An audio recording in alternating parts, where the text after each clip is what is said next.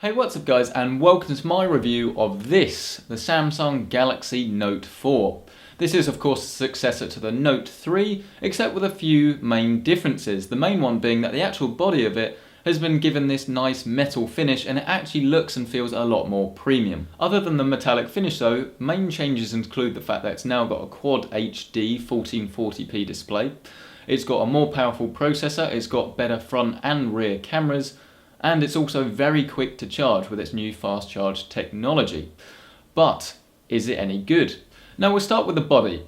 Now this is the white version. It does come in black, white or gold if you get it in certain places. In the UK that is Carphone Warehouse. We've got the same sort of leather-like finish on the back. It obviously isn't leather, or at least it doesn't feel like leather, but it does a good job of convincing you that it is leather.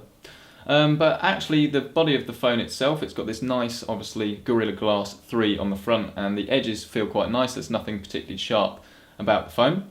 We've got a better fingerprint sensor that I'm actually quite happy to use on the left here. It's registered to my right hand, so that's why that won't work. But then the sides actually will give away the story that it's nice and metallic. It does feel like metal, that's because it is metal. It's reported to bend if you're worried about bendgate, but any phone is going to bend. And it does actually feel almost iPhone-like in its build quality. Other than the metallic edges though, we've got the new pen which has been improved. I say the new pen, it's not actually that new, it's been around for a few iterations. But the actual performance of it, as we'll go on to a bit later, has improved. Then we've got the same volume up and down buttons at the left hand side. We've got the IR blaster if you want to use this as a remote control for your television, which actually works rather well. We've got the 3.5mm headphone jack. That's probably some sort of microphone there at the top. We've got the front facing camera and the proximity sensor. Around the back we've got one big camera here which does 4K video at 30 frames a second. And then we've got our flash and then our different sensors on the back, so stuff like heart rate sensor and other things like that. You've got one lone speaker which actually isn't that bad on the back of the phone. I was pretty worried when I got my hands on this phone. I thought that would be pretty rubbish, but it's not. And then everything else is as you'd expect. The fast charging port at the back is just your standard micro USB. It's not a USB 3, it doesn't have that odd connection like it did before. And then of course on the back we've actually got the removable cover, and then you can see that really is actually quite cheap, but it does a good job of convincing you that it's not when it's on. And then of course we have the micro SD card slot, the SIM slot, and then the battery which is 3220 milliamps, at least that should be. So that's all the hardware, but what about the phone itself? Well, we'll start with the display. That is by far the best thing about the phone. If you buy a phone that's this big, you're going to want a display that is nice and sharp. And while the iPhone 6 is very sharp, it has a 1080p display, this one just is that much better. It does look amazing.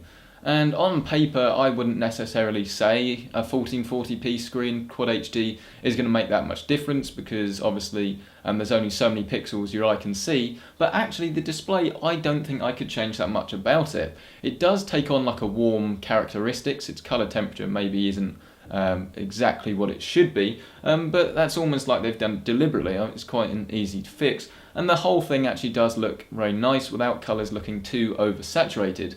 Samsung do typically oversaturate some of their colours, but it isn't such a big deal here. Now obviously I've got the screen on the back for you there, and I'll be aiding this with a load of close-ups. But talking about the software, I personally don't like the software that other manufacturers put on Android phones. This isn't just a Samsung thing, this is the same with LG, Sony, all of those. I prefer just the stock Android, and if they sold a stock Android Note 4, that is the one I would have bought. Having said that, all the usual stuff seems to work absolutely fine. There isn't any major lag in the system. The only thing I would say is that the multitasking system doesn't actually seem that responsive, especially if you compare it to the stock Android one. I've gone from a Nexus 5 and that was that little bit more responsive. But other than that, the actual software seems to work quite nicely. I am a big fan of these S-Finder that you can use to search for anything on your phone. But other than that, it's pretty much the same Android you're used to and that you would expect. It doesn't come with Lollipop. I imagine the update for that should come fairly soon. But if you're comparing this to a Nexus 6, If you get the Nexus 6, then already that is better on paper because you've got the latest operating system. Of course, that does mean it will come with some bugs. This is a tried and tested operating system, and it will get updated a bit nearer the time. Other than that, there's not that much to say. So that's pretty much all I need to say on software. It's the Android that you're used to with the additional Samsung things that some of them are quite good and some of them are worth having, but a lot of them I just tend to turn off, especially the TouchWiz Home operating system. But the camera itself, of course, comes with its own app rather than the stock Android one. You can get that, I believe, if you want.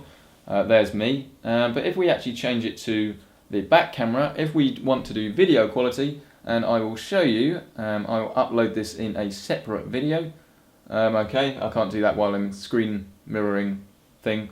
But yeah, actually the pictures actually come out quite nicely. The camera app is quite easy to use. Everything you need, once you're used to it, comes out as you would expect.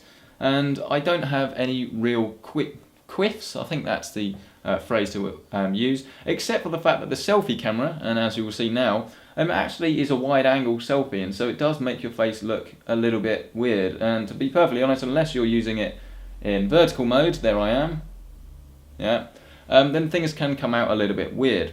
We've also got this option here which can make your face that little bit more beautiful. It's probably a lost cause, to be perfectly honest, but I kind of leave that off. The other thing we can do is we can use this wide selfie mode, and so the idea being here is that you can take a selfie, move it to the left and the right, and then you can fit everybody in when it processes. That doesn't take too long because obviously it's got a nice fast processor, and then the end result, when we get that up, you can actually get more in than you would normally get. I will show you a previous example of this there, and you can see that normally you wouldn't be able to get this many people in your shot, but here it's not an issue and we've got everyone in the shot. So that is quite a nice feature, but personally the actual normal selfie camera, I would prefer that was a normal sort of focal length, like 35mm or whatever is pretty much a normal one. I think this is a bit too wide, so if you are taking selfies, maybe that is something to note, but it's not a major drag when the actual image quality from the photos is quite good. And like I say, I'll upload a separate video because that way it'll be in 4K of all the image quality from the video, so you'll be able to see what that is like. Now the last real thing to note about this phone, is of course the fact that it is a Galaxy Note and that it comes with a pen. And I will go out and say that I haven't really used the Note series before. I have used them, but I aren't actually, I couldn't say that this is that much more improved without saying that I haven't really been using it before. Yeah, this was one of my previous notes. I don't use this functionality, but the pen actually does seem to do a very good job of getting all your movements nice and smoothly. If you compare this to other things that you've used in the past, I imagine you're going to be nicely surprised with how well it works. And of course you've also got the text functionality. If you go to select and then select hello, and then you can transform that into text, and then that will work, and it very rarely gets it wrong. So if this is what you want to be doing with it, and it is one of the reasons of course to buy a Note rather than another phone, then it does work well, and I think you're going to be pleasantly surprised. And from what they've told me, it is improved from what it was before, but like I say, I can't really go out and say that because I haven't had much time using the Note 3 or prior to that, so my opinion would be a little bit rubbish. Now the last thing to say before the wrap up is that the fingerprint sensor has been improved from the S5. That said, it's not actually that brilliant, to be perfectly honest. It is my primary way of getting into my phone, but it is very annoying because it is in a different league entirely from the iPhone, and I don't mean that in a bad way. You have to swipe it in exactly the right way for it to unlock. I've got my finger and my thumb registered, and if you do it almost consciously, then most of the time you'll be fine. But let's be honest, most of the times when you want to use your phone, you're doing something else, you might be walking along the street, you're using it one hand, and then it's just very difficult to actually try and get it in. You have to properly want to get in your phone rather than just the normal using a pattern. So while it's improved, a lot of people might be disappointed if they've, say, gone from an iPhone 5 or 5S, well, it's the 5S, wasn't it? to this, you might be a little bit disappointed because the fingerprint sensor isn't quite as good. But like I say, I am using it, and it is PayPal verified, so you can pay with PayPal. I don't know why or where you'd want to do that, but you can do that if you want to do that. And then that brings us to the end of the video and the wrap up. I've had about a week of this phone, and it is my personal phone. I have gone out, I have bought this. This wasn't a review sample. I am very happy with it. I've used plenty of other phones. I am in the luxury position that I can use a lot of different phones. And obviously the main thing is, do you buy this? Do you buy the LG G3? Or do you buy the iPhone? Well, I think actually that's quite an easy question to answer because they're all kind of after at different markets at the moment. The LG G3 is definitely the best bargain out there. It's got a Quad HD screen. It isn't the same level of quality screen that we get from this, but you can get it a lot cheaper on contract than you can the Note 4 because it is that little bit older. This is your best option if you want the latest and greatest Android phone. I think this is the greatest Android phone on the market as long as you are willing to deal with that larger size. However, if you want the iPhone, I think you cannot already know that you want the iPhone. I think this actually does look like a premium item, but again, if you went up to your average Joe in the street, iPhone 6 Plus in one hand, this in the other, and you said, which one would you like? I'm going to give you one. I think they'd choose the iPhone, but I think they'd be silly to do that. I'll do a full comparison to this and the iPhone 6 Plus in a separate video. I'll actually see if I can get my housemate involved in that because he is the owner of an iPhone 6 Plus, and then we can actually have a little discussion about the phones, and then that might help you in your buying choice. But if you do think you want this and you're just after someone to say go for it, definitely go for it. I'm very happy with this phone. There's not really that much I dislike about it, and the battery life, I probably should have mentioned already, will last you a day, no problem. If you are getting a smartwatch, then it'll probably last you 2 days.